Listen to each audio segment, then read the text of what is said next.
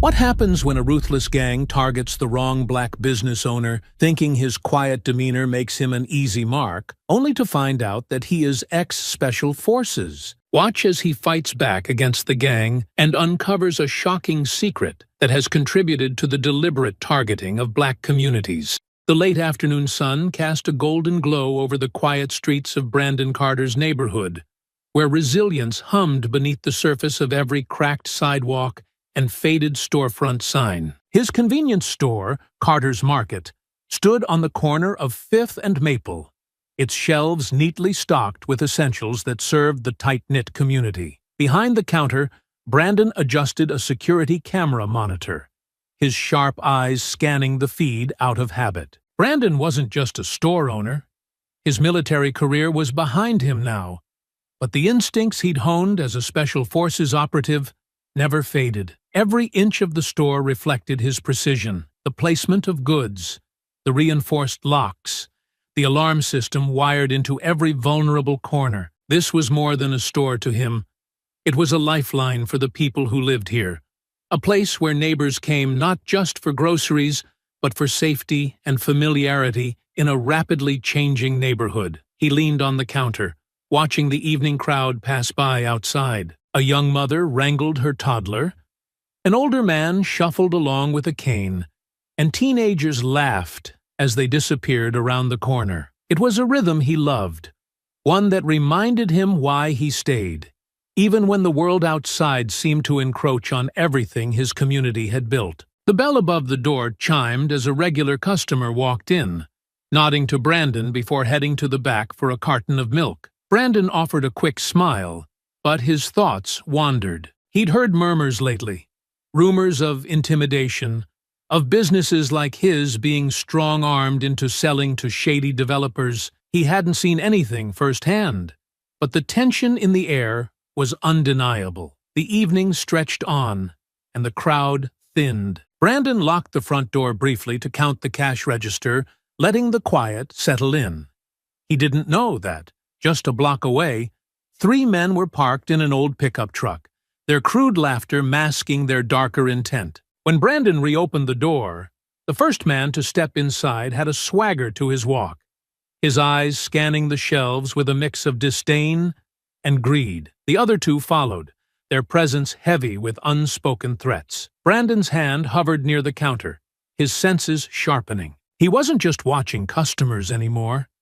He was preparing for a storm. The leader, Gary, leaned on the counter, his sharp eyes studying Brandon like a hawk circling prey. "Nice place you got here," he said with a smirk, tapping his fingers against the surface. "Real nice. Looks like you do good business." Brandon didn't respond right away. He let the man's words hang in the air, his gaze calm but unyielding. "We get by," he said evenly, his voice devoid of the nervousness Gary was likely expecting. The stocky man, Todd, wandered down an aisle, his boots scuffing against the floor. He picked up a box of cereal, turning it over in his hands like he was inspecting it, before tossing it back on the shelf with a loud clatter. "That business could be better, though," he said, his voice carrying over the shelves. "You know, with the right kind of help." Brandon didn't take his eyes off Gary, but he kept track of Todd's movements in his peripheral vision. "We don't need any help," he said simply. Gary let out a short laugh, shaking his head. "That's the thing about people like you. Always so proud. Think you can do it all yourself. But let me tell you something, old man. Pride's expensive, and from where I'm standing it looks like you can't afford it." "Is that so?"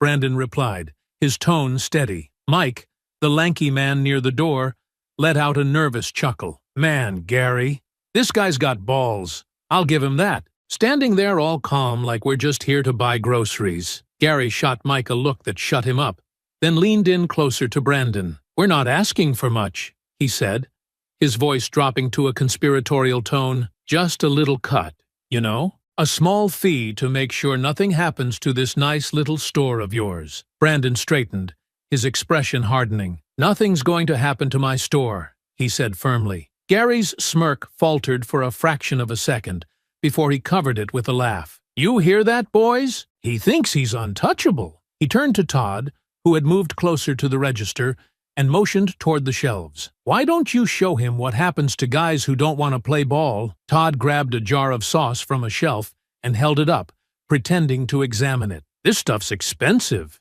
he said, feigning curiosity. "Think it'll break if I drop it?" Brandon's fists clenched at his sides, but he forced himself to stay composed. "You can leave now," he said, his voice low and steady. Gary raised an eyebrow, clearly amused. "Leave?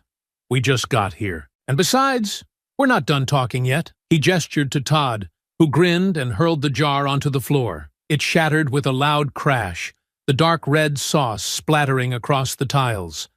The sound seemed to echo in the silence that followed. Brandon didn't move, his eyes locked on Gary's. "You're cleaning that up," he said, his voice cutting through the tension like a knife. Todd laughed, his boots crunching over the broken glass as he took a step forward. "Oh, I don't think so, old man. But you can clean it up." "Isn't that what you're here for?" Mike shifted uncomfortably by the door, his eyes darting between his companions and Brandon. "Hey, maybe we should chill out, yeah? This guy doesn't look like he's gonna roll over." "Shut up, Mike," Gary snapped, his eyes narrowing at Brandon. "This guy needs to learn how things work around here. We're doing him a favor, and he's spitting in our faces." Brandon tilted his head slightly, his calm demeanor unshaken. "This isn't how things work around here," he said, "and you're not doing me any favors. All you're doing is making a mess you're going to regret." Gary leaned back, his hands resting on his hips as he let out a humorless laugh. "You hear that? This guy thinks he's got options. Let me tell you something, old man. You don't. Not with us. Not with what's coming." "What's coming?" Brandon asked, his voice sharp with curiosity. Todd stepped closer, crossing his arms as he loomed over the counter. "You'll find out soon enough. Unless, of course, you want to make this easy. Sell the store now. We know people who'd love to take it off your hands." Brandon looked at the men, his gaze unwavering. "I'm not selling. Not today. Not ever." Gary's smirk returned, but it was tinged with frustration. "You're gonna wish you did," he said. "We'll be back, old man, and when we come back, we're not gonna ask nicely." Brandon's voice dropped to a deadly calm. "You've already made a mistake coming here. If you come back, it'll be your last." The weight of his words hung in the air, silencing even Todd. For a moment, it seemed like Gary might push further, but instead, he motioned to his crew. "Let's go," he said curtly.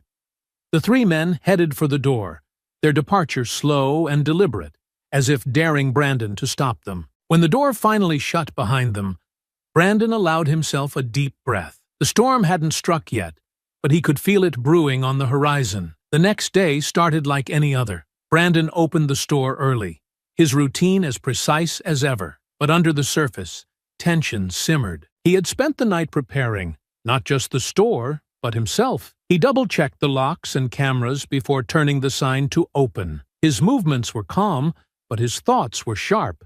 He knew they'd come back. Men like that never walked away after being challenged. It wasn't long before his instincts were proven right.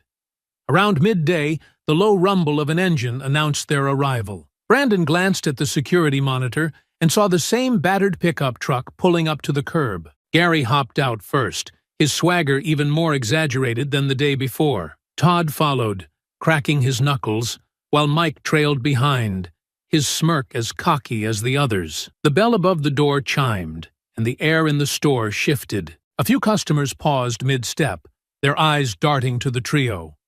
Brandon stepped out from behind the counter, his expression unreadable but his presence commanding. "Back so soon?" Brandon asked, his tone even. Gary grinned, spreading his arms as he sauntered toward the counter. "What can I say? We missed you." Brandon didn't reply, his eyes flicking briefly to Todd, who had already started wandering toward the shelves. "We figured maybe you'd had time to reconsider," Gary continued, leaning on the counter.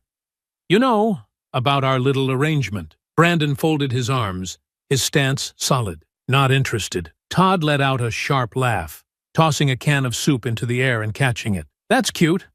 You think this is a negotiation?" Brandon's gaze shifted to Todd, then back to Gary. "I think it's time for you to leave." Gary's grin faded, replaced by a hard edge. You've got a smart mouth, old man, but I'm not leaving until you understand how things work around here. Gary motioned to Todd, who knocked over a rack of snacks with a sweep of his arm. Bags and boxes clattered to the floor, the noise loud enough to make a couple of customers flinch. "This store's got some real nice stuff," Todd said, smirking.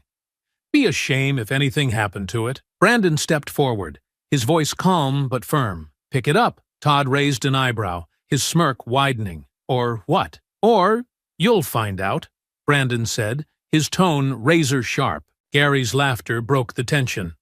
"Oh, I like this guy. Got some fire in him.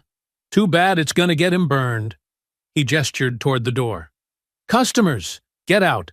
Private business meeting happening here." A few of the remaining shoppers hesitated, glancing nervously at Brandon. He gave them a curt nod, silently telling them it was okay to leave. One by one, they shuffled out, casting worried glances over their shoulders. The bell jingled as the last customer exited, leaving the store heavy with silence. Gary leaned closer, his voice dropping to a menacing whisper. "Now that we've got the place to ourselves, let me make this real simple.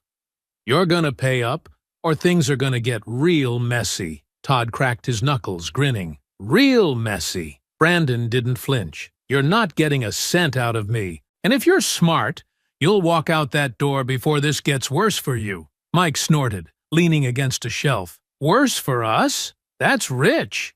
You're outnumbered, old man." Gary slammed his hand on the counter, making the cash register rattle. "You think you're tough, huh? You think you're untouchable? You're nothing. Just another punk with a store we're gonna own by the end of the week." Brandon's gaze was ice cold. "Try it.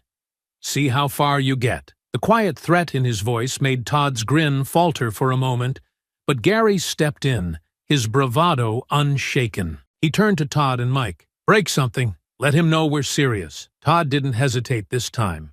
He grabbed a jar from the nearest shelf and hurled it to the floor, the glass shattering in an explosion of sauce. He kicked over another shelf for good measure, sending cans and boxes spilling everywhere. Mike joined in, knocking over a display stand with a loud crash. The noise echoed through the store, but Brandon stayed rooted, his eyes locked on Gary. "That's enough," Brandon said, his voice low and steady. Gary tilted his head mockingly.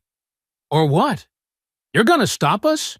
Face it, old man, you don't scare us." Brandon took a single step forward, the movement deliberate. "You should be." The weight of his words hung in the air, the tension crackling like electricity. Todd and Mike froze mid-destruction, their eyes flicking toward Gary for direction. Gary smirked, though it didn't quite reach his eyes. "You've got a big mouth. Let's see if you've got the fight to back it up." The silence in the store was deafening, broken only by the faint sound of glass crunching under Todd's boot. Brandon didn't move from his position, standing firm near the counter. His calm demeanor seemed to irk Gary more than any insult could have. "Let's make this simple," Gary said, his voice low and menacing. "You give us what we want, or we start taking it ourselves." Brandon raised an eyebrow, his voice cutting through the tension like a blade. "You've already taken enough. Now clean it up and leave before I make you." Gary let out a sharp laugh, turning to Todd and Mike. "You hear that? He thinks he's gonna make us leave. Like he's got some kind of power here." Todd snorted, picking up another jar and tossing it lazily between his hands. "Maybe we ought to teach him who's really in charge. These types always need a little extra convincing." Brandon's expression hardened. He kept his gaze on Todd but addressed Gary. "What's that supposed to mean?" Gary smirked, leaning casually against the counter. "Oh, come on.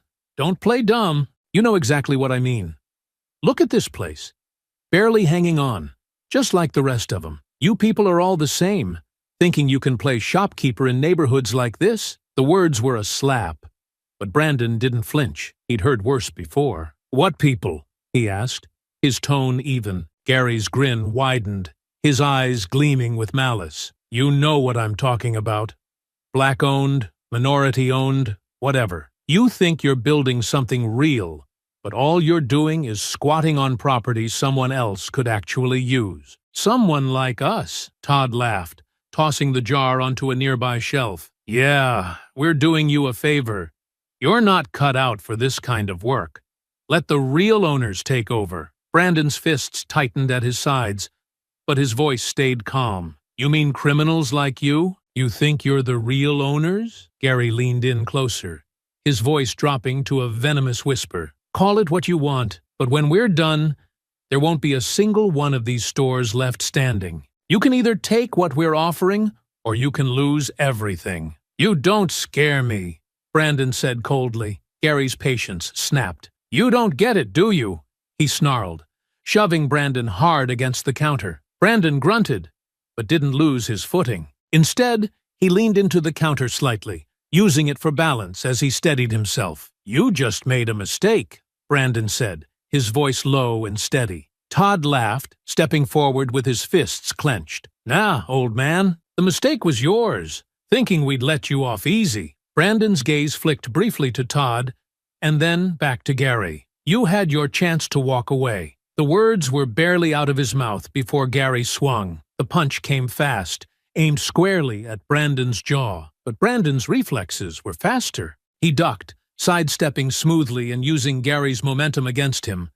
Gary stumbled forward, crashing into the counter. Todd charged next, but Brandon was ready.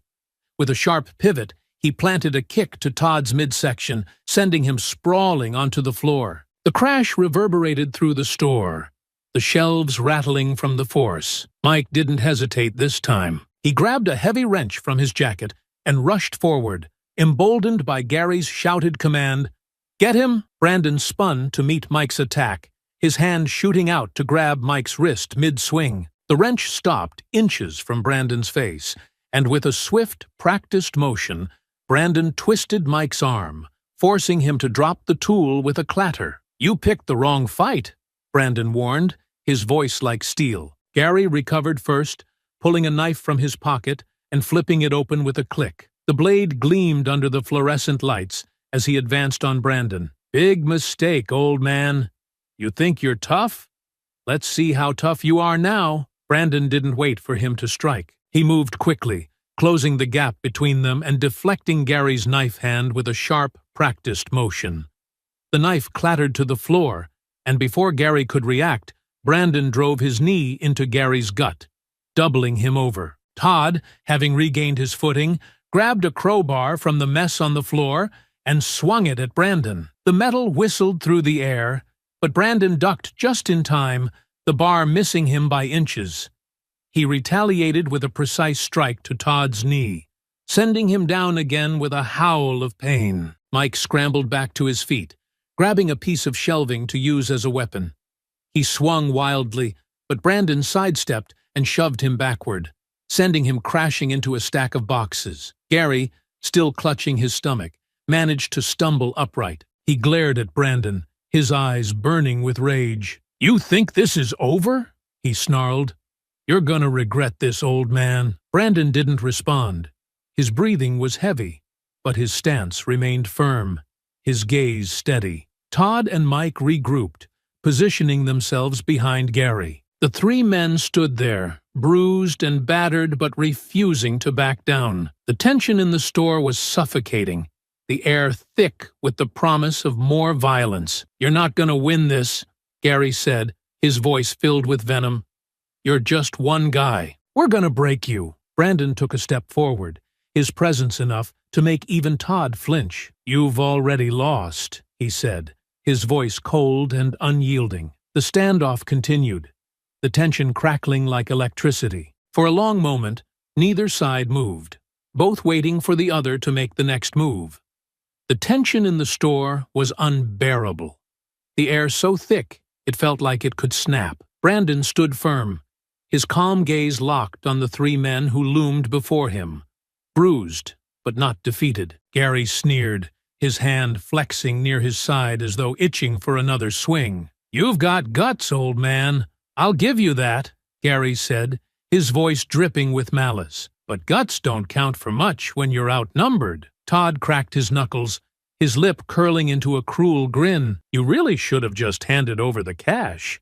Would have saved you a lot of pain. Brandon didn't flinch. You don't belong here, he said evenly, his voice cutting through the silence. This is my store, my community. You'll leave one way or another." Gary's smirk twisted into a snarl, and without warning, he lunged forward. This time, Brandon couldn't sidestep quickly enough. Gary's shoulder caught him in the chest, slamming him back against the counter with a grunt. The impact knocked the wind out of him, but Brandon didn't falter. He grabbed the edge of the counter to steady himself and retaliated with a sharp elbow to Gary's side. Gary grunted, staggering back, but Todd was already moving. Todd came at him from the side, swinging a crowbar he'd snatched from the floor. Brandon ducked, the metal whistling just inches above his head. But before he could recover, Todd kicked out, catching Brandon in the ribs. Pain exploded in his side, and he stumbled, his back hitting a shelf. Mike, emboldened by the sight of Brandon faltering, charged in with a piece of broken shelving. He swung wildly, but Brandon managed to deflect the blow with his forearm, though the impact sent a jolt of pain through his arm. He gritted his teeth, grabbing the improvised weapon and yanking it out of Mike's hands.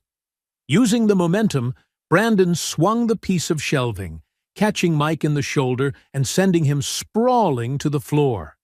But the victory was short-lived. Gary was back on him, throwing a flurry of punches. Brandon blocked as many as he could, but one caught him square in the jaw, snapping his head to the side. Stars danced in his vision, and he felt red liquid trickle from his lip. "Not so tough now, are you?" Gary taunted, grabbing Brandon by the shirt and shoving him against the wall. Brandon's breath came in ragged gasps, but he refused to back down. With a sudden burst of strength, he twisted out of Gary's grip and drove his fist into Gary's stomach. Gary doubled over, but Todd was already closing in. Brandon turned just in time to see the crowbar swinging toward his head. He barely managed to block it with his arm, but the force sent him stumbling again. Pain shot through his ribs, his injuries slowing him down, but his mind stayed sharp. "You're gonna regret this, old man," Todd shouted, raising the crowbar again. Brandon didn't give him the chance. He surged forward, tackling Todd to the ground. The two struggled briefly, but Brandon's training gave him the upper hand. He twisted the crowbar out of Todd's hands and tossed it across the store before delivering a swift punch that left Todd dazed on the floor. Gary and Mike regrouped, their faces twisted with fury. "Let's finish this," Gary barked, grabbing a knife from the floor where it had fallen earlier. Brandon backed toward the counter, his breathing labored, but his resolve unbroken. "You want this store?" he said, his voice steady despite the pain. "Then come take it." Gary charged with the knife, but Brandon moved like lightning. He sidestepped, grabbed Gary's wrist, and slammed it against the counter, forcing the knife to clatter to the floor again. With a swift motion, Brandon delivered a knee to Gary's chest, sending him stumbling back. Mike hesitated for a moment, glancing at Todd, who was still groaning on the floor, then at Gary. But Gary barked, "Get him!" and Mike rushed forward. Brandon was ready. He stepped into Mike's charge, using the man's momentum to throw him off balance. With one final shove, he sent Mike crashing into a pile of fallen shelves, the metal groaning under his weight. Gary, seeing his crew incapacitated, stumbled back toward the door. His confidence was gone, replaced by a look of pure rage. "You think this is over?" he spat, his voice trembling with fury. "We're not done with you, not by a long shot." Brandon didn't answer. He stood his ground, his stance unwavering despite the pain coursing through his body. Gary grabbed Todd by the arm, dragging him toward the exit. Mike managed to stagger to his feet, following close behind. The three men backed out of the store, their threats echoing in the silence. Brandon stayed where he was, watching them retreat through the shattered front door. His chest heaved with labored breaths, his body screaming in protest, but he refused to show weakness. As the pickup truck roared to life and sped away, Brandon allowed himself a moment to lean against the counter. The store was a wreck, and his body felt like it had been through a war, but he was still standing. And for now, that was enough. The ringing in Brandon's ears had barely begun to fade when the sound of sirens filled the air outside. Red and blue lights flickered through the shattered windows of the store, casting sharp reflections on the debris-strewn floor. Brandon straightened slowly, wincing as pain lanced through his side. His ribs felt tender, likely bruised, and his lip was split, blood still dripping onto his chin. The bell above the door jingled faintly as the first officer stepped inside, his hand resting on the holster of his gun. The man's eyes scanned the chaos: overturned shelves, shattered jars, the scattered remains of Brandon's stock. Another officer followed, this one carrying a clipboard. She looked around, her gaze settling on Brandon, who was leaning heavily against the counter. "Sir, are you injured?" she asked, her voice cautious but professional. Brandon nodded once, wiping the blood from his lip with the back of his hand. "I'm fine," he said, though his hoarse voice betrayed the strain he was under. "Fine?" the first officer said, his eyes narrowing as he stepped closer. "This place looks like a war zone. What happened here?" Brandon straightened, ignoring the sharp protest from his ribs. "I was attacked," he said simply. "3 men tried to rob the store. They didn't like the answer I gave them." The female officer glanced at the damage again, her brow furrowing. "Attacked? And you fought them off?" Brandon met her gaze, his expression calm but firm. "They didn't leave me much of a choice." The first officer, clearly skeptical, looked Brandon up and down. 3 men? And you're saying you took them all on by yourself?" Brandon didn't rise to the bait. "That's exactly what I'm saying." The female officer stepped forward, her tone more measured. "Do you know these men? Have you seen them before?" Brandon hesitated. He thought about the things Gary had said, the racist taunts, the threats to his community. "No," he said finally, "but I know their type. They're not here for the money. They're here to intimidate." The first officer frowned. "What's that supposed to mean?" Brandon leaned heavily on the counter, his expression hardening. "They're targeting people like me, black business owners, minorities in this neighborhood. They're trying to scare us into selling our properties so they can profit off the destruction." The officers exchanged a glance, and the woman scribbled something on her clipboard. "That's a serious accusation," she said. "Do you have any evidence to support it?" Brandon gestured to the store. "Does this look random to you? They didn't just try to rob me. They wanted to send a message, and it's not the first time I've heard about something like this happening around here." The male officer crossed his arms, his expression skeptical. "And you didn't think to call us before taking matters into your own hands?" Brandon's jaw tightened, but he kept his voice steady. "I hit the silent alarm as soon as they started making threats. Didn't have time to wait for help." The female officer glanced at the security cameras mounted in the corners of the store. "Do those work?" "They do," Brandon said. "Footage is backed up automatically. You'll have everything you need to identify them." The male officer walked toward one of the toppled shelves, crouching to pick up a shattered jar. "This kind of damage isn't going to look good for you," he muttered. "You sure you didn't escalate things?" Brandon's voice was sharp. "I defended myself. They came in here looking for trouble, and they found it." The female officer shot her partner a look, before turning back to Brandon. "We'll need to review the footage and take your statement. Can you describe the men?" Brandon nodded. 3 of them. The leader's about 6 feet. White, mid-40s, with a scar on his cheek. Second guy's stocky, bald, probably in his 30s. Third's younger, tall, lanky, had a nervous look about him. They were driving a beat-up pickup truck. Blue, I think. The female officer wrote everything down, nodding as she went. "All right, we'll put out a bulletin and see what we can find. In the meantime, do you need medical attention? You look like you took a pretty bad hit." Brandon shook his head. "I'll be fine." The male officer sighed, standing up and brushing his hands on his uniform. "You're lucky you didn't end up worse off. Next time, maybe leave it to us." Brandon's eyes narrowed slightly, but he didn't respond. He didn't need to explain himself to someone who couldn't understand what it meant to defend something more than property. The officers moved toward the door, the female one pausing to look back. "We'll be in touch after we review the footage. If you think of anything else, call us." Brandon nodded, watching as they stepped outside and began talking near their squad car. The store was quiet again, the only sound the faint hum of the lights and the distant wail of another siren in the city. He looked around at the wreckage, his ribs throbbing with every breath. For a moment, Exhaustion threatened to overwhelm him, but he pushed it aside. There was too much at stake to rest now. Brandon knew this wasn't over. The men would come back, or worse, they'd target someone else. He couldn't let that happen. The store was a mess, but Brandon had no time to worry about the damage. After the police left, he locked the front door and sat behind the counter, his mind racing. Every word Gary had said replayed in his head. The sneering insults, the veiled threats, the racist justification for their actions. It wasn't random. They were targeting him, and likely others in the neighborhood, for a reason. Brandon gingerly touched his ribs, wincing as he moved. The injuries would slow him down, but not enough to stop him. He leaned back in the chair, staring at the grainy feed from the security cameras.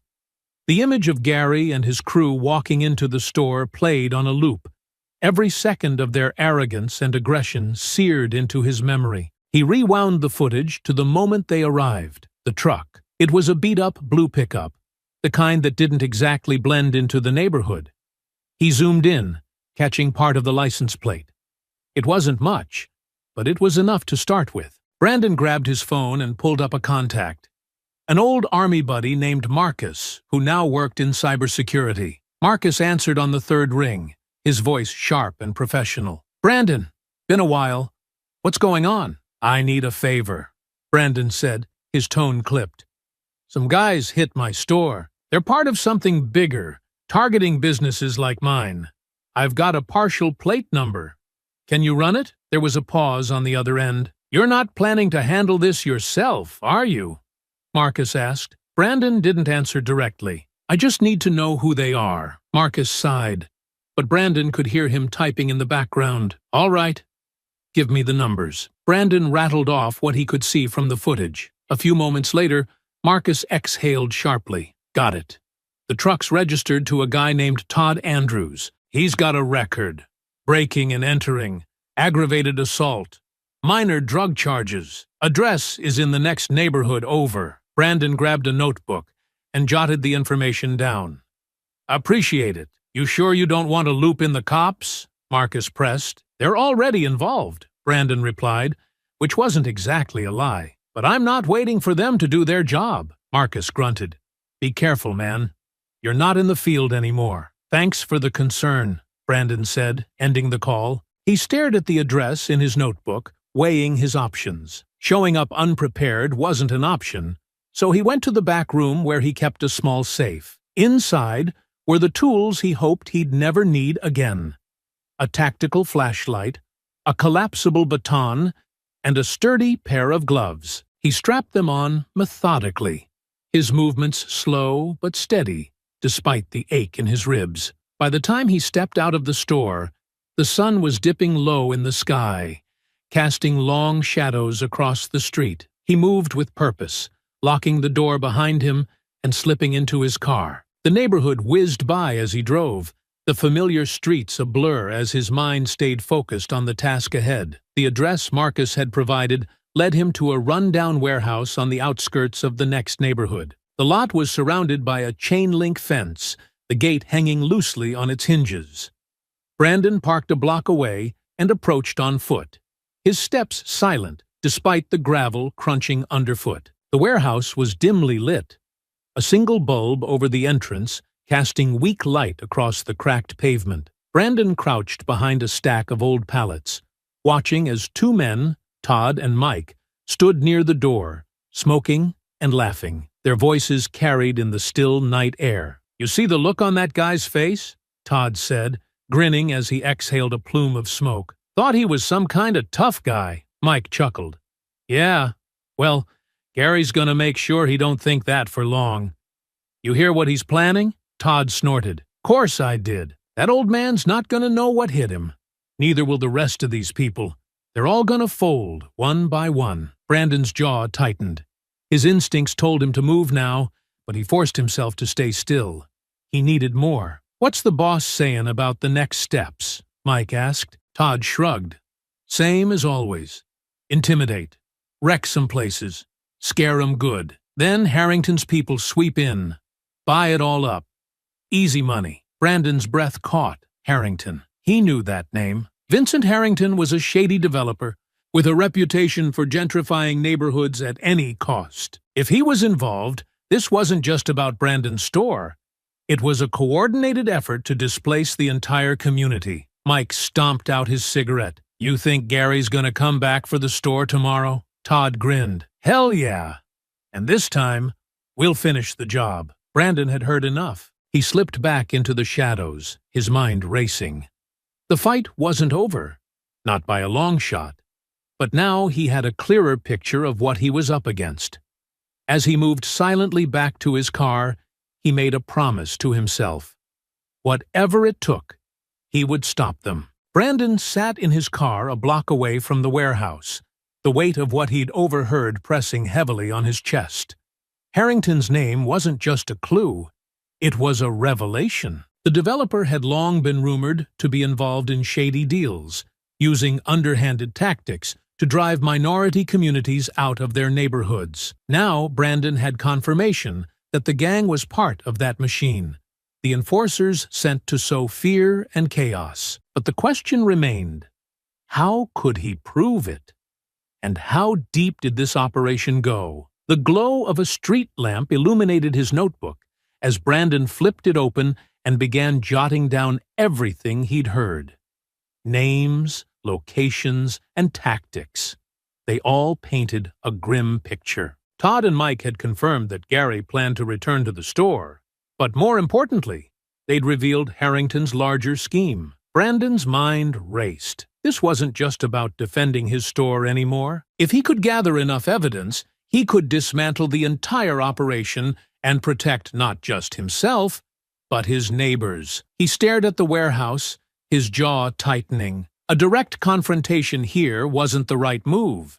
The men inside weren't the top of the chain. Gary, Todd, and Mike were small-time players, brutal and dangerous, but not the masterminds. Harrington was the real target, and to take him down, Brandon needed more than just hearsay. His phone buzzed in his pocket, and he glanced at the screen. A text from Detective Maria Alvarez lit up. "Reviewed the footage. Sending out APB on the truck. Need anything else?" Brandon hesitated before typing back. "Can you get me anything on Vincent Harrington? Real estate deals? Business ties? Anything suspicious?" The response came quickly. "That's a big ask. What are you into, Brandon?" He didn't reply. Instead, he started the car and drove back toward the neighborhood, his thoughts focused on his next steps. The streets were quiet when Brandon pulled into the alley behind his store. The mess inside was still waiting for him, but it wasn't his priority. He stepped into his small office at the back, locking the door behind him. The safe under his desk held more than just tools. It contained a flash drive loaded with software he hadn't used in years. Brandon slid the drive into his laptop and leaned back in his chair as the program launched. During his military career, he'd learned more than just combat skills. He'd picked up techniques for surveillance and reconnaissance, tools meant for tracking enemies in war zones. Now, he was repurposing them to uncover the web of corruption surrounding Harrington. The software pinged as it connected to public records and online databases. Brandon started typing furiously, pulling up information on Harrington's company, its recent property acquisitions, and the shell corporations tied to his name. Patterns began to emerge. Properties sold at suspiciously low prices, all located in predominantly minority neighborhoods. As he sifted through the data, a familiar name appeared in multiple transactions. Vincent Harrington Development, LLC. Brandon frowned. The same company had purchased properties near his store, each deal following reports of vandalism or violence. His fingers flew across the keyboard, digging deeper. Emails leaked in a local scandal years ago linked Harrington to a known gang leader, an enforcer in another city who had used similar tactics to drive families out of their homes. The pieces were falling into place, but Brandon needed more than circumstantial evidence. He needed something concrete. By the time the sun began to rise, Brandon had a plan. He would confront Gary again, not to fight, but to push for information. The gang was too confident, too careless. They'd let something slip if provoked the right way. His ribs ached as he stood, stretching after hours of sitting hunched over his laptop. He gathered his notes and secured them in a drawer before heading out to clean up the store. The shattered glass and scattered merchandise were a stark reminder of the violence that had unfolded, but Brandon's resolve only hardened as he swept the floor. The bell above the door jingled, and Brandon tensed instinctively before recognizing the familiar face of Detective Alvarez. She stepped inside, her sharp eyes scanning the damage. "Looks worse in person," she said, crossing her arms. "Good to see you too," Brandon replied, his voice tinged with dry humor. Maria's gaze softened slightly. "You shouldn't be doing this alone," she said. "This isn't just some petty crime ring. These guys are connected to people with power." "I know," Brandon said, meeting her eyes. "That's why I can't back down." Maria sighed, shaking her head. "I looked into Harrington like you asked. He's got layers of protection. Legal, financial, and otherwise. If you're planning to go after him, you'll need more than a hunch." "I'm working on it," Brandon said, gesturing toward the back room. "I've already found enough to link him to property deals tied to violence and intimidation. It's a start." Maria hesitated. "You're going to get yourself hurt, Brandon. These people don't play fair." "Neither do I," he said, his voice steady. "But I play to win." Maria exhaled sharply. "Fine. I'll keep digging. But if you cross a line, don't expect me to cover for you." "I wouldn't ask you to," Brandon replied. Maria left shortly after, leaving Brandon alone again in the quiet store. He knew the risks, but he also knew he couldn't stop. His community's future depended on what he did next. As he locked the door and prepared for Gary's inevitable return, Brandon felt a surge of determination. This wasn't just about his store anymore. It was a fight for something far bigger. By the time the sun began its climb to midday, Brandon's plan was in motion. He had spent the early hours cleaning up the store just enough to make it appear open for business, while his real focus was on preparing for what was coming. Gary and his crew would return. He was sure of that. But this time, Brandon wouldn't be standing alone. Detective Maria Alvarez had been reluctant when Brandon called her early that morning. Her voice carried a mix of skepticism and concern as he laid out his plan. "You're sure they'll come back?" Maria asked. "They don't know when to quit," Brandon replied. "They think they're untouchable." "This is how we prove them wrong." Maria hesitated. "And you're absolutely certain you can handle this until we get there?" "I'll be fine," Brandon said, though the ache in his ribs told a different story. "Just make sure your team is ready." As the minutes ticked by, Brandon double-checked everything. The store's security cameras were positioned to capture every angle, and a small recording device sat under the counter, activated and ready. Outside, an unmarked police car idled a few blocks away, its occupants waiting for Brandon's signal. He adjusted the silent alarm, testing it to ensure it would alert the officers without triggering the loud, obvious chime. If things went as planned, the gang wouldn't realize the police were involved until it was too late. The bell above the door jingled around noon. Brandon's muscles tensed as he looked up to see a few regular customers wandering in. He greeted them with a nod, forcing himself to maintain a calm exterior despite the storm brewing inside. By 12:30, the store was empty again. The silence felt heavy, as if the air itself was holding its breath. Brandon stood behind the counter, his hand resting just beneath it, hovering near the alarm. He didn't have to wait long.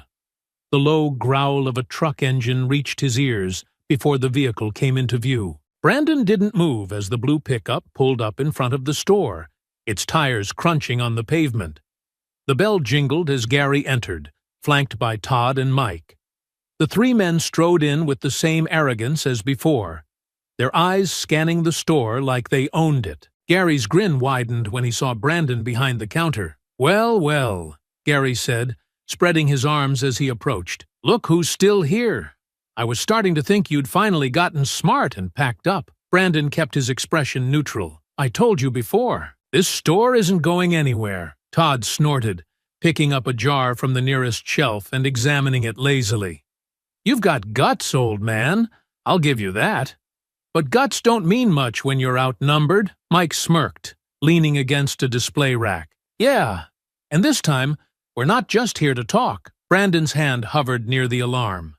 He waited for the right moment, watching as Gary stepped closer. "You should have listened," Gary said, his voice dripping with mockery. "Now we've got to make an example out of you." Brandon let his hand press down on the alarm, activating the silent signal to the officers waiting nearby.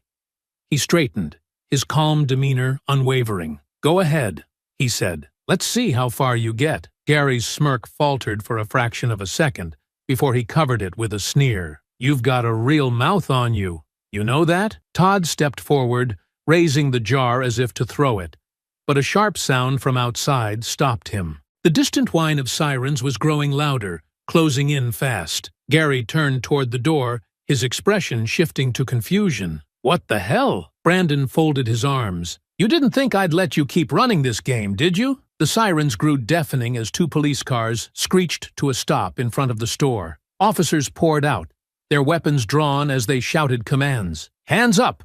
one officer barked, his voice cutting through the chaos. "Get down on the ground, now!" Gary's face twisted with rage as he turned back to Brandon. "You set us up?" Brandon met his glare, his voice calm and steady. "I gave you a chance to walk away. You didn't take it." Todd dropped the jar with a crash, raising his hands as two officers entered the store. Mike hesitated, looking to Gary for guidance, but the sight of a third officer closing in made him follow suit. Gary stayed still, his fists clenched at his sides as he glared at Brandon. "This isn't over," he growled. "Yes, it is," Brandon said. The officers moved in, handcuffing the three men as they read them their rights. Gary continued to shout threats, but Todd and Mike stayed silent, their confidence shattered. As the police led the gang outside, Detective Alvarez stepped into the store. She glanced around at the mess, then at Brandon, her expression unreadable. "Nice work," she said finally. "We'll see what they give us once they start talking." Brandon nodded, but his gaze lingered on the door where Gary had been dragged out. This was just the beginning. Harrington was still out there, and Brandon knew the fight was far from over. The store felt strangely quiet after the chaos. Brandon sat in the back office, the hum of his laptop the only sound breaking the silence. His ribs ached, his face stung from the bruises, but his mind was sharp, focused on the task at hand. The arrest of Gary and his crew was a victory, but Brandon knew it was only the first step. Harrington was the real prize, and now the pieces were starting to come together. Detective Maria Alvarez had stayed behind after the arrests, poring over Brandon's security footage and the audio recordings from the confrontation. Now, she stood in the doorway, her arms crossed and her face etched with concern. "We've got enough to hold them," Maria said. "Gary's already ranting about how he's just doing a job. He's trying to push the blame up the chain, but he hasn't said Harrington's name yet." Brandon nodded, scrolling through the information he'd compiled on Harrington's shady property acquisitions. "He will. Guys like Gary only stay loyal until the heat gets too high." Maria sighed, pulling out her phone and flipping through messages. "We've got patrol units sweeping Harrington's known properties, but he's smart. Everything's tied up in shell corporations and third-party fronts. We'll need something concrete to connect him to this operation." Brandon leaned back, his fingers steepled in thought. Gary and his crew have to be the weak link. They're small-time enforcers, not masterminds. If we apply enough pressure, one of them will crack. Maria raised an eyebrow. "You sound awfully confident for someone who just walked out of a fight with 3 guys. Brandon allowed himself a faint smile. "I've been in worse situations. Besides, this isn't about me. It's about the community. Harrington's been bleeding this neighborhood dry for years, and these thugs are just his tools. If we don't stop him, he'll keep doing it." Maria studied him for a moment, then nodded. "All right. I'll push the DA for expedited charges on Gary and his crew. If they see the threat of real prison time, they might start talking." In the meantime, she trailed off, looking pointedly at Brandon's bruised face. "I'll rest when this is over," he said firmly, cutting off her unspoken suggestion. Maria shook her head, but a faint smile tugged at her lips. "Stubborn as ever. Fine. But be careful. Harrington's the type to play dirty when he feels cornered." As Maria left, Brandon turned his attention back to his screen. The flash drive he'd plugged in earlier contained weeks of research, public records, leaked emails, and connections he'd pieced together about Harrington's empire. Patterns began to emerge, linking Harrington's developments to a series of violent incidents across the city. Brandon's fingers flew across the keyboard, compiling the data into a cohesive timeline. Each bullet point added another layer to the story. Properties bought at rock-bottom prices after vandalism, arson, or threats. Businesses pressured to sell by anonymous buyers who disappeared once the deals were finalized. Harrington was the puppet master, and Gary's gang was just one of many strings he pulled. One email in particular caught Brandon's eye. It was an exchange between Harrington and a known fixer, a man whose name had surfaced in multiple property deals tied to questionable tactics. The language was vague, but it was clear Harrington was orchestrating more than just real estate transactions. Brandon's phone buzzed, pulling him from his thoughts. It was Maria. "Got something," she said. "Gary's lawyer just called to cut a deal. He's ready to talk." Brandon sat up straighter. "What's he offering?" Maria's voice was cautious, but hopeful. "Details on Harrington's operations. He claims he's been delivering payments directly to Harrington's people. Cash drops, documents, everything. If it checks out, we'll have a direct link." Brandon exhaled slowly, a flicker of satisfaction crossing his face. "That's what we need." "There's more," Maria continued. "Gary mentioned something about a property Harrington's been pushing hard to acquire, an old community center a few blocks from your store. He said there's a meeting happening tonight between Harrington's fixer and another crew, planning the next move." Brandon's mind raced. The community center was a cornerstone of the neighborhood, a place where families gathered and kids stayed off the streets. If Harrington was targeting it, the stakes were higher than ever. "Where's the meeting?"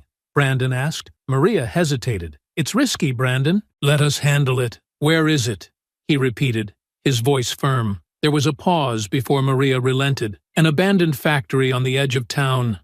I'll text you the address, but promise me you'll be careful. If you go in there guns blazing, you'll blow the whole operation." Brandon's lips curved into a grim smile. "I don't need guns. I just need the truth." The factory loomed dark and foreboding as Brandon approached later that evening. He parked a few blocks away, moving on foot to avoid detection. The building's broken windows and rusted exterior made it look like it had been abandoned for years, but the faint glow of lights inside told a different story. Brandon slipped into the shadows, his steps silent as he crept closer. He could hear voices echoing faintly from within, low, gruff tones discussing plans, payments, and threats. He pressed himself against the wall near a shattered window, peering inside. A group of men stood around a table littered with papers and cash. At the head of the table was a man Brandon recognized from his research. Harrington's fixer. Brandon's jaw tightened. This was the proof they needed. Now, he just had to get it, without getting caught. The cold night air bit at Brandon's skin as he crouched beneath a broken window of the factory. From his vantage point, he could see the table where Harrington's fixer and his crew were gathered.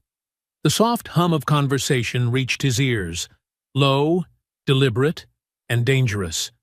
Brandon's eyes narrowed as he focused on the man leading the discussion. The fixer was tall and thin, his sharp features illuminated by the dim light of a hanging bulb. Papers and cash were spread across the table.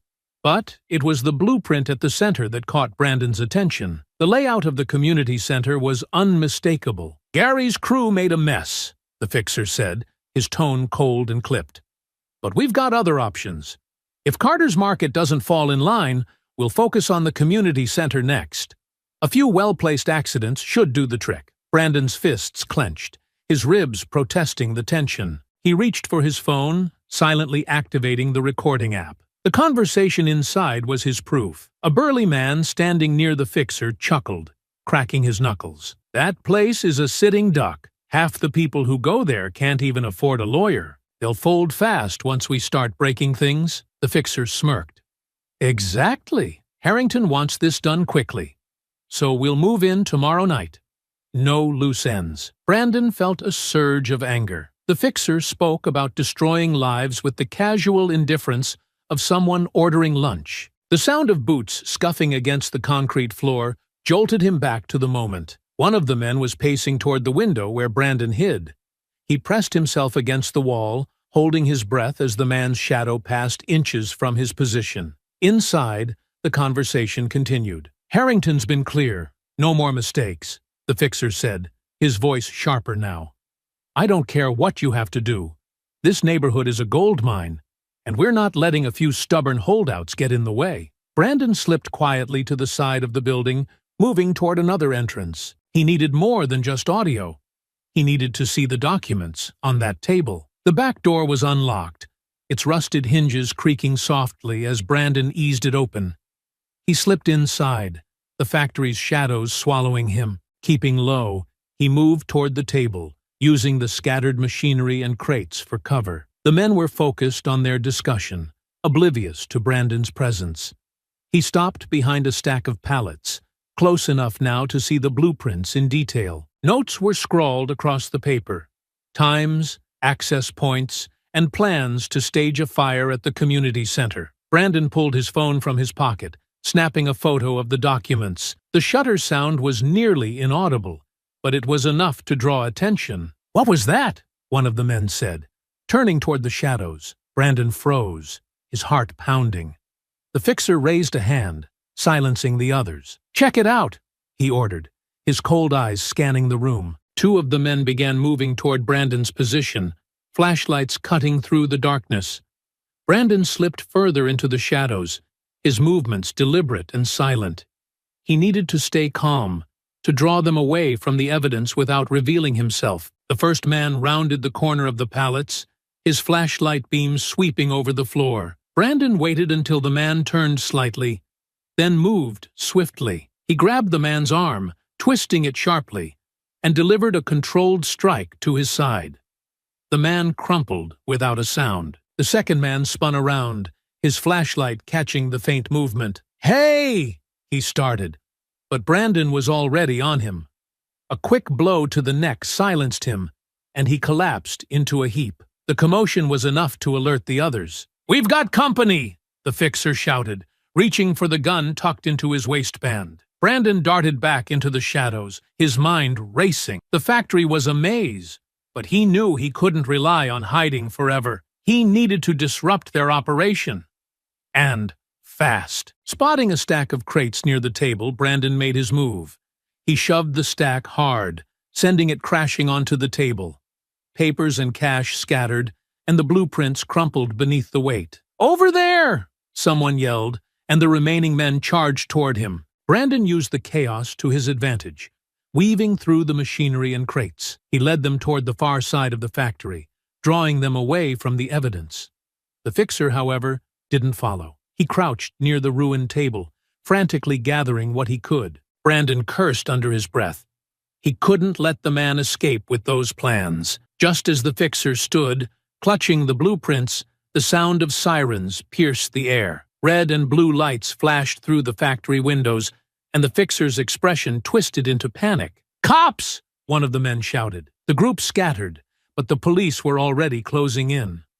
Officers burst through the front and back entrances, their weapons drawn. "Hands in the air!" one officer barked. Brandon stepped out from the shadows, raising his hands to show he wasn't a threat. The fixer tried to make a break for it, but two officers tackled him to the ground, the blueprints falling from his grasp. Maria entered a moment later, her sharp gaze sweeping over the scene. She locked eyes with Brandon and nodded. "Good work." Brandon exhaled, his shoulders relaxing slightly. The fight wasn't over, but they'd taken a critical step. Harrington's operation was starting to crumble, and Brandon wasn't about to let up. The next day, the cold fluorescent lights in the interrogation room cast a harsh glow over Gary's face. He sat slouched in the chair, his wrists cuffed to the table, his lips split, and a bruise darkening his cheek. Across from him, Detective Maria Alvarez placed a file on the table with deliberate precision, her expression unreadable.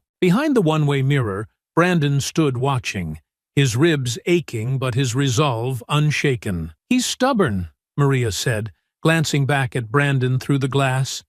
"But he's not untouchable."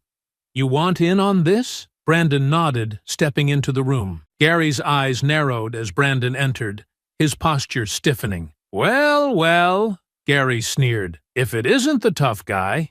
You come here to gloat?" Brandon sat across from him, his gaze steady. "I came to hear your excuses." Gary leaned back, forcing a cocky grin despite the tension in his shoulders. "I don't owe you anything." Maria folded her arms, standing beside the table. "No, but you owe us.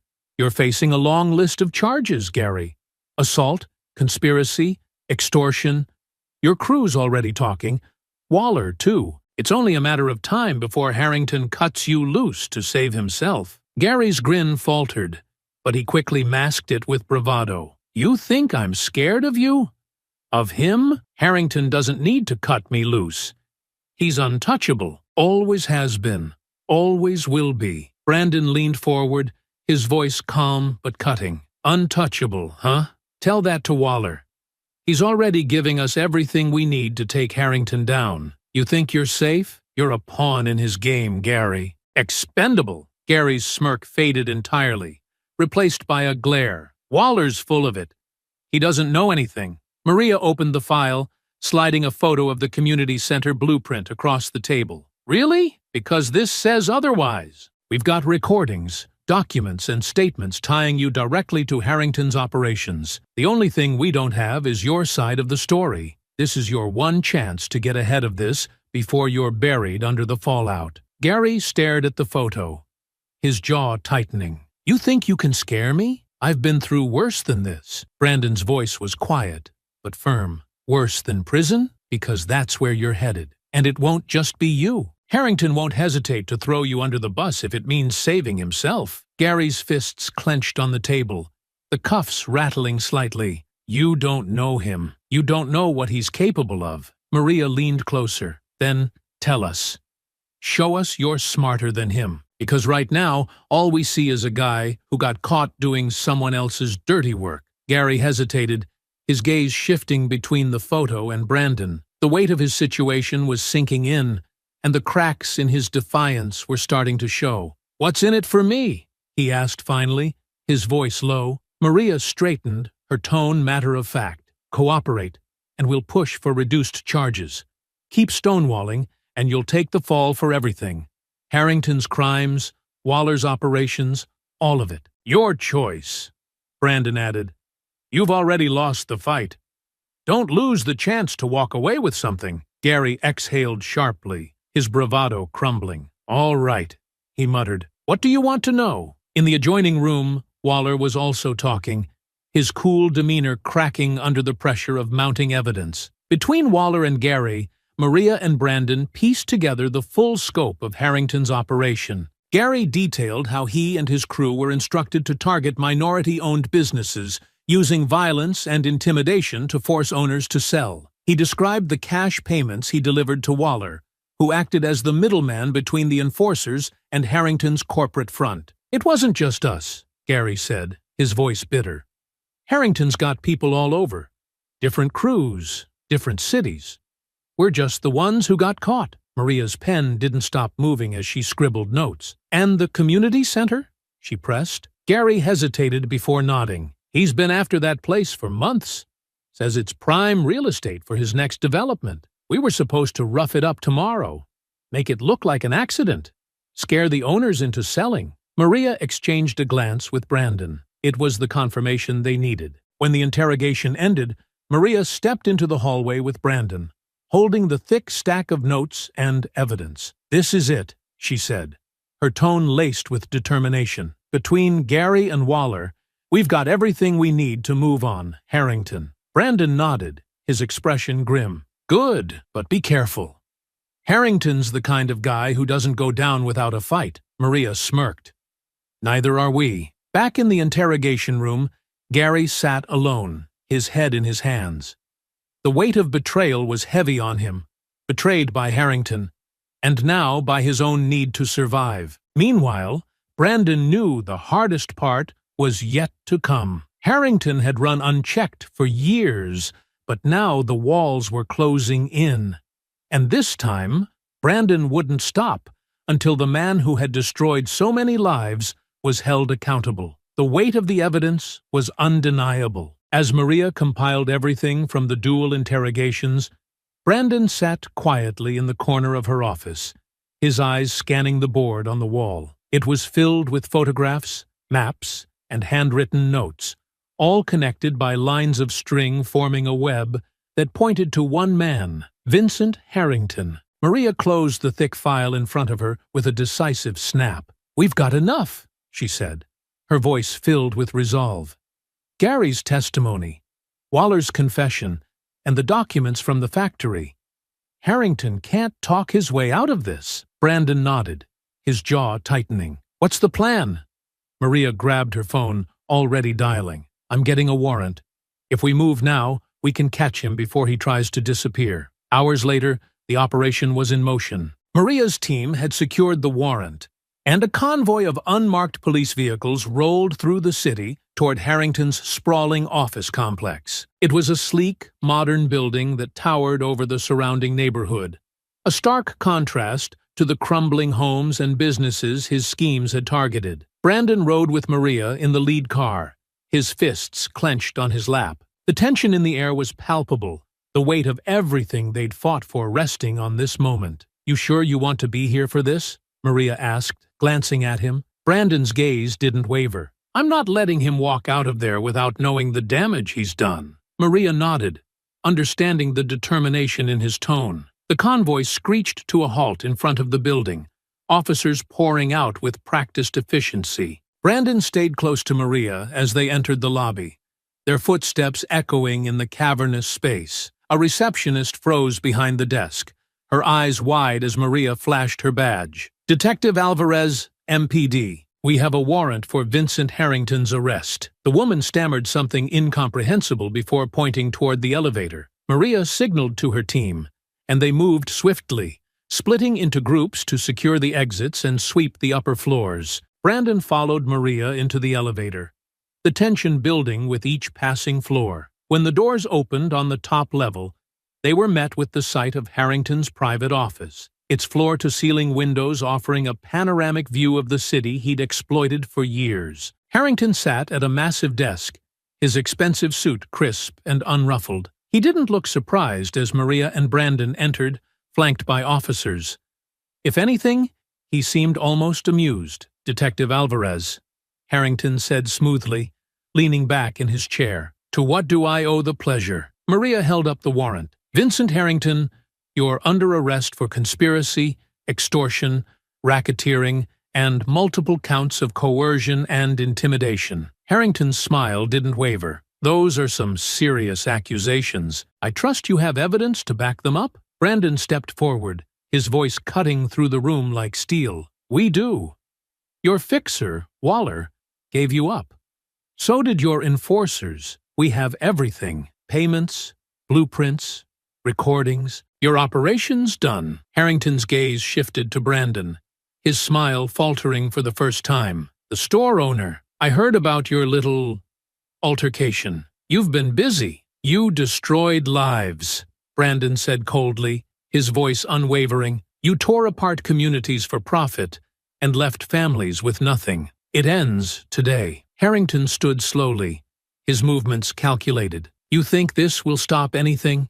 he said, his tone laced with arrogance. "I have lawyers who will tear your so-called evidence apart. And even if you get a conviction, there are more like me waiting to take my place." Maria stepped closer, her voice sharp. "We'll take them down too, starting with you." Harrington's confidence cracked as two officers stepped forward to cuff him. He glared at Brandon, his composure slipping. "This isn't over," he growled. Brandon met his glare unflinching. "For you, it is." As the officers led Harrington away, Brandon stood by the windows, looking out over the city. The fight had taken its toll, but for the first time in weeks, he felt a sense of relief. Maria joined him, her expression softening. "You did it," she said. Brandon shook his head. "We did it. But the real work starts now. Rebuilding what he tore down." Maria nodded, her voice filled with quiet determination. "And we will." That night, Brandon returned to his store. The shelves were still half empty, and the scars of the recent fight lingered in the broken tiles and splintered wood, but the lights were on, and the door was open. As he stood behind the counter, a few regular customers wandered in, offering him small smiles and words of encouragement. Brandon felt a flicker of hope. The community was still standing, and together they would rebuild.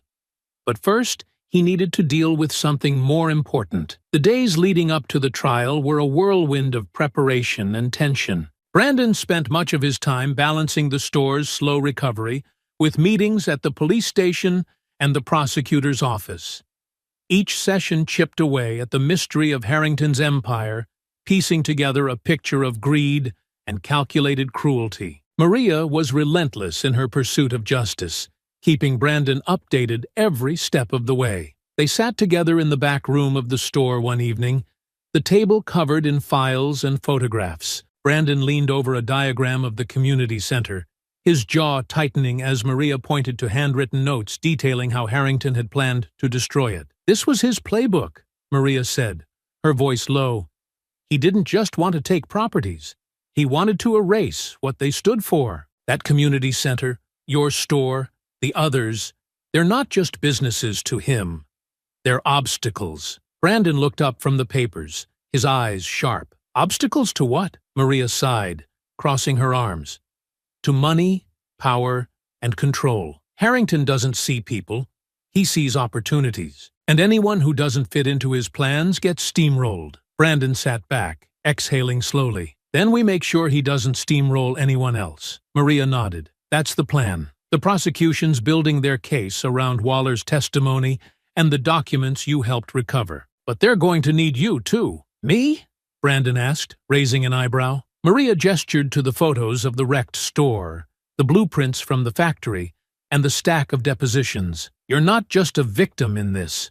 You're the one who started this fight. The jury needs to hear your story, to see what Harrington's greed has done to real people. Brandon hesitated, his gaze dropping to the table. He wasn't one for public speaking, but he knew Maria was right. I'll do it, he said finally. Whatever it takes. The days passed quickly, each one bringing new developments. Maria worked tirelessly with the district attorney's office, ensuring every piece of evidence was airtight. Meanwhile, Brandon found himself meeting with the lead prosecutor, a sharp-eyed woman named Evelyn Cho. Evelyn spread a series of photos across the conference table during their first meeting, her tone brisk but encouraging. You're a key witness, Mr. Carter, she said. The jury needs to understand the stakes, what you've endured and what's at risk if we don't hold Harrington accountable. Brandon studied the photos, his store in shambles, the blueprints of the community center, and the surveillance footage showing Gary and his crew storming in. I'll tell them, he said firmly. All of it. Evelyn nodded, her expression softening slightly. Good. Just speak from the heart. The defense is going to try to paint you as an overreacting business owner with a vendetta. But the truth is on our side. Let them try, Brandon replied, his voice steady.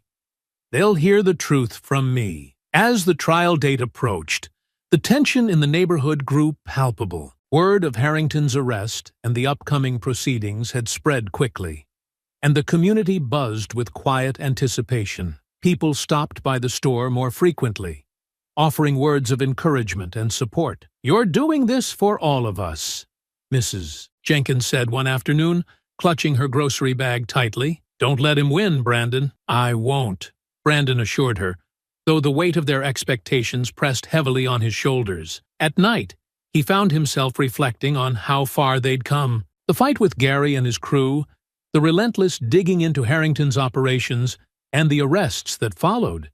It all felt like a blur, but now they were on the cusp of something bigger. On the eve of the trial, Maria stopped by the store with coffee and a thick binder. She placed it on the counter with a sigh. Here's everything you need to know about tomorrow. Brandon raised an eyebrow. Homework? Maria smirked. Something like that. Look, you've done the hard part. Tomorrow, you just need to tell the truth. The jury will see Harrington for who he really is. Brandon nodded, flipping through the binder. It contained his statement, key pieces of evidence, and notes on the prosecution's strategy. He closed it with a snap and leaned against the counter, staring out at the darkened street. "What if it's not enough?" he asked quietly. Maria placed a hand on his shoulder. "It will be. People like Harrington think they're untouchable because no one stands up to them. But you did. And now, he's the one on trial." Brandon didn't reply, but her words gave him a sense of calm he hadn't felt in weeks. The morning of the trial dawned clear and cold. Brandon dressed in his best suit, the weight of the day ahead settling over him like a heavy coat. As he stood in front of the mirror, adjusting his tie, he thought about everything that had brought him here. The fights, the sacrifices, the community he was fighting for. He stepped outside to find Maria waiting by her car.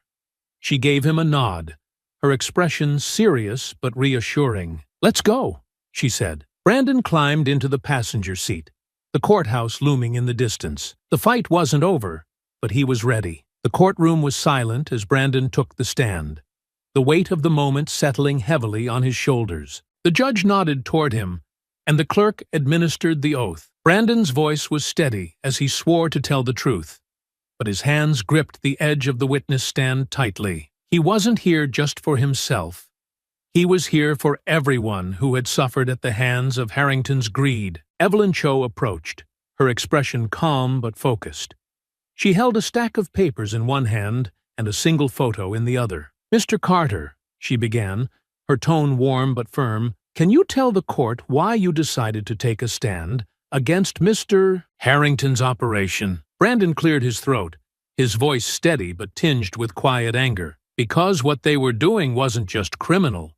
It was personal. They weren't just targeting businesses. They were targeting people like me, black business owners, families, communities that have worked hard to survive. Harrington's crew didn't care who they hurt, as long as they got what they wanted." Evelyn nodded, placing the photo on the evidence display. It was an image of Brandon's store after the attack.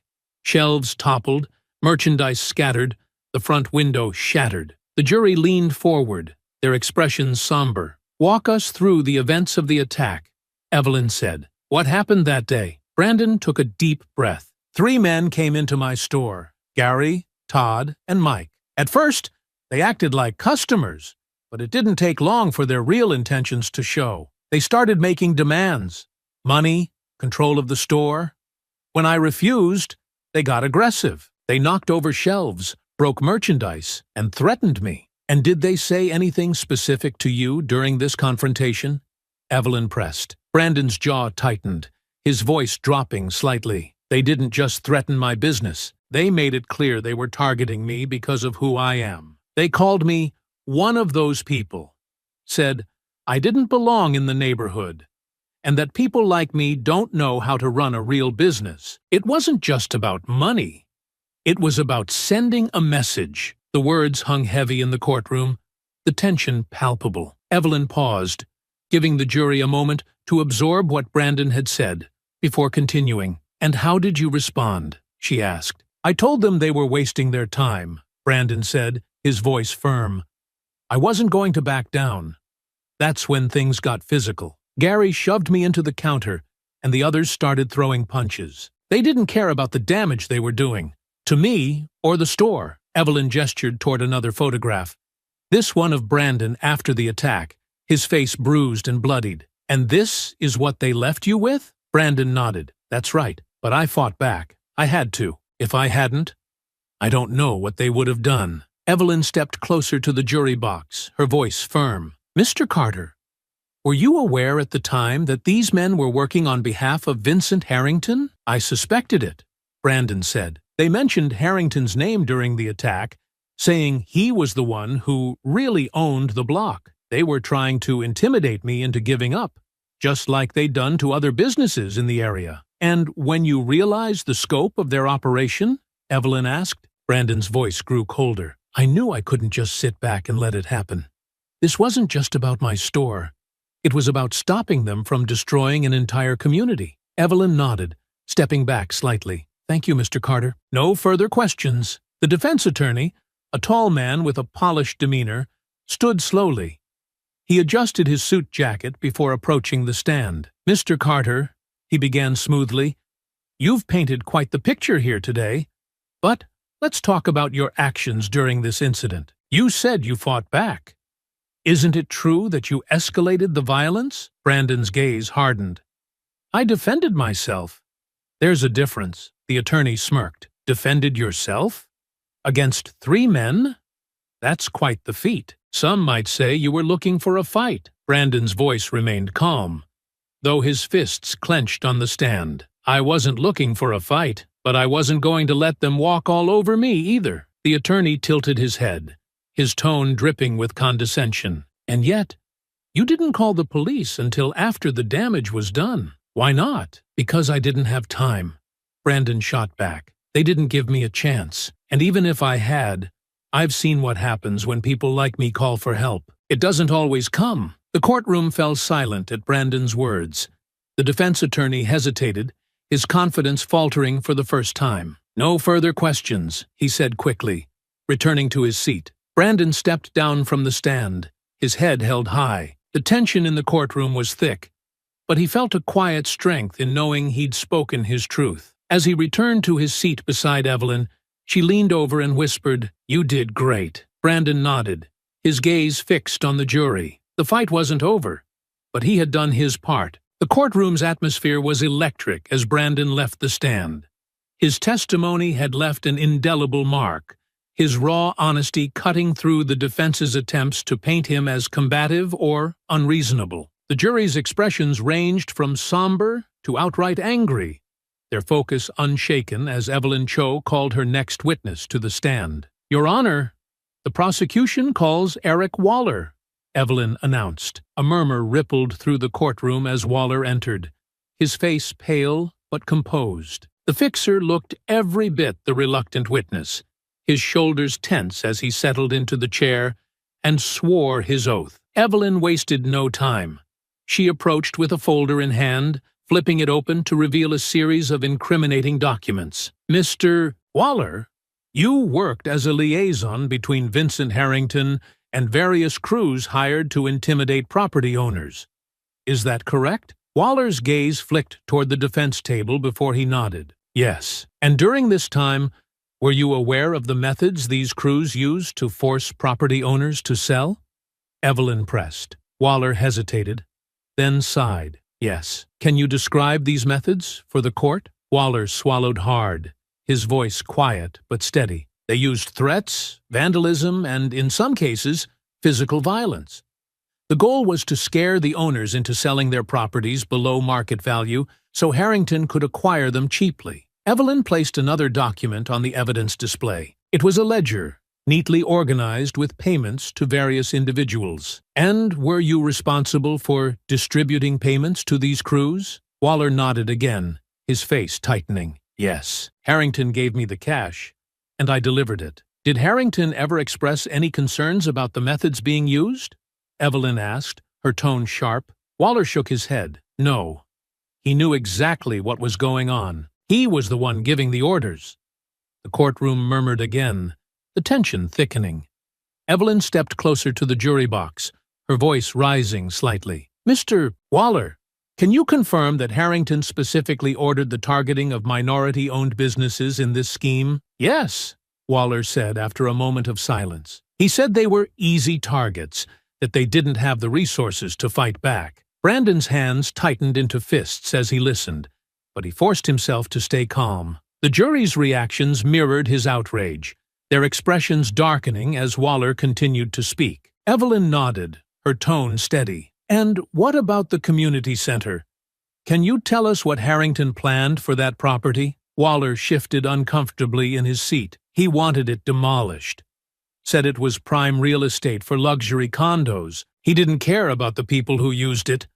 Just the profit. Evelyn allowed the weight of his words to settle over the room before presenting one final question. "Mr. Waller, do you believe Harrington knowingly orchestrated a campaign of intimidation and violence to achieve his goals?" Waller hesitated, his gaze dropping to the table. "Yes," he said quietly, "he did." The defense attorney rose, his polished demeanor intact despite the damage Waller's testimony had inflicted. He adjusted his tie as he approached the stand, his tone smooth. "Mr. Waller, You've admitted to participating in these activities. Isn't it true that you're testifying today to save yourself from harsher charges? Waller's jaw tightened.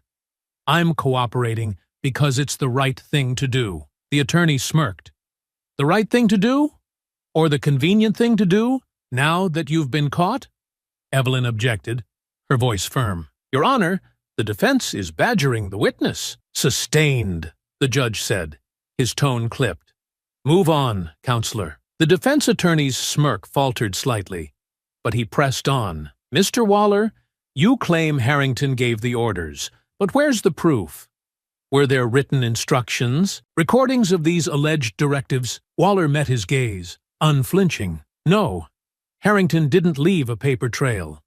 But I was there. I heard him give the orders myself. The defense attorney spread his hands. So, we're supposed to take your word for it? A man who admits to committing crimes for money? Waller didn't waver. Yes, because it's the truth. The defense attorney stepped back, his frustration barely concealed. No further questions. As Waller stepped down, the courtroom buzzed with whispered conversations. Evelyn returned to her seat, her confidence unshaken. She turned to Brandon and gave a faint nod, silently conveying that the case was moving in the right direction. The rest of the day was consumed by testimony from investigators and other witnesses, each piece of evidence adding weight to the prosecution's case. Harrington sat stoically at the defense table, but Brandon noticed the subtle cracks in his composure, the way his jaw tightened when certain documents were presented or his fingers drummed on the table during particularly damning testimony. By the time court adjourned for the day, Brandon felt a cautious sense of optimism. The jury had heard the truth, the racism, the violence, the greed that had driven Harrington's operation. Now, it was up to them to deliver justice. The courtroom was heavy with silence as the jury filed back in, their expressions solemn. Brandon sat in the gallery, his heart pounding in his chest. The weeks of testimony, evidence, and grueling cross-examinations had all led to this moment. Beside him, Maria sat still as stone, her sharp eyes fixed on the jury foreman holding the folded verdict in their hands. All rise, the bailiff intoned, and everyone in the courtroom stood as the judge took his seat. Once the formalities were complete, the judge gestured to the jury foreman. You may read the verdict.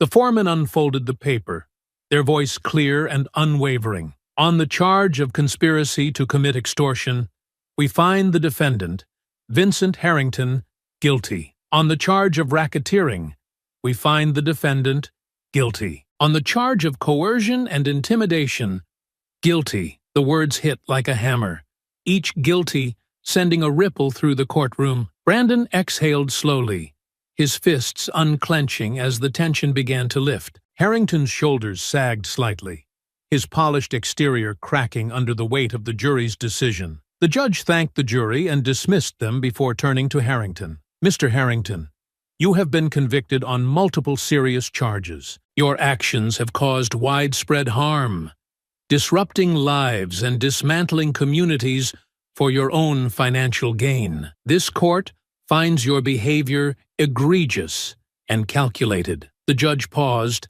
allowing the gravity of his words to settle over the room. You are sentenced to 25 years in federal prison with no possibility of parole. You will also pay restitution to the affected businesses and families, totaling $15 million. Harrington's expression hardened as he was led out of the courtroom by bailiffs. He glanced back once, his icy glare landing on Brandon. But Brandon didn't flinch. Justice had been served. Eric Waller's sentencing came next. His cooperation had been instrumental in dismantling Harrington's empire, and his testimony had directly tied Harrington to the violent tactics used to displace minority communities. However, the court did not overlook his role in orchestrating those same tactics. Mr. Waller, the judge began, while your cooperation has been noted and appreciated, it does not absolve you of your actions. You were a willing participant in a scheme that caused significant harm to innocent people. However, your decision to testify has helped bring the truth to light. After a pause, the judge continued, You are sentenced to 7 years in prison, with the possibility of parole after 4 years based on good behavior. Additionally, you will pay restitution of $500,000 to the victims of your crimes." Waller nodded, his face pale but resigned. He had traded his freedom for a shot at redemption, and the weight of his choices was clear on his face as he was escorted from the courtroom. Gary and his crew were next, their violent actions and blatant disregard for the law making their sentences inevitable. Each stood as the judge addressed them. Mr. Gary Campbell, Mr. Todd Andrews, and Mr. Michael Reed. Your actions were not only criminal, but cowardly. You targeted vulnerable business owners and communities, believing you could intimidate them into submission. You physically assaulted a man who stood against you and acted without regard for the lives you disrupted. The judge turned his gaze to Gary first. "Mr. Campbell, as the leader of this crew, you bear the greatest responsibility. You are sentenced to 15 years in prison with no possibility of parole." Gary's bravado had long since faded, and he stared at the floor as the sentence was handed down. The judge shifted to Todd. "Mr. Andrews, your willingness to participate in these violent acts cannot be overlooked.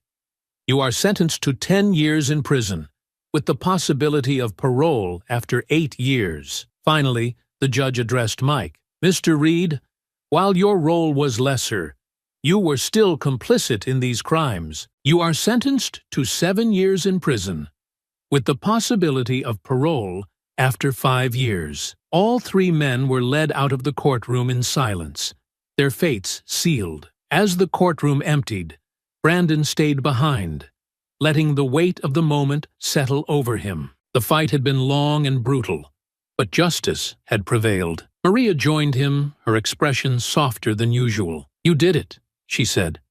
"We did it." Brandon nodded, his gaze fixed on the empty defense table where Harrington had once sat. "It's not just about me. It's about everyone who fought back, who didn't let them win." Maria smiled faintly. "And now they have a chance to rebuild." In the weeks that followed, Harrington's properties were seized by the city, and restitution funds began flowing to the affected families and businesses. The community center reopened, its programs expanding with the influx of support. Brandon's store became a symbol of resilience. Neighbors came together to help repair the damage, and the once shattered storefront now stood stronger than ever. One evening, as Brandon stood behind the counter, Maria walked in with a rare smile. "Still standing?"